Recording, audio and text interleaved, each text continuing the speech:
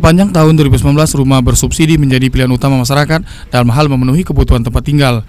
Perbandingan penjualan rumah subsidi dan komersil bahkan cukup jauh, yakni 80% untuk rumah subsidi dan hanya 20% untuk rumah komersil. Agung, salah seorang warga Palembang, mengatakan dirinya lebih memilih membeli rumah bersubsidi. Selain karena harganya lebih murah, juga dapat diangsur melalui kredit perumahan rakyat KPR bank yang ditunjuk pemerintah. Meski memang kuota rumah bersubsidi cukup terbatas. Lebih ke subsidi. Kenapa, Mas? Ya dari pemerintah juga solusinya kayak gitu. Lebih ke 23 sih, 23 juta. Lebih bagusnya lebih tinggalin. Gitu. Ini sekarang lagi mau direnov atau gimana gitu? Kurang dikit dilengkapin lah. Gitu. Listriknya udah ada listrik? Sudah.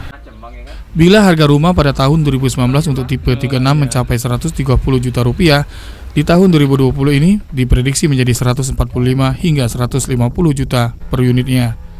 Tim Liputan TVRI Sumsel melaporkan.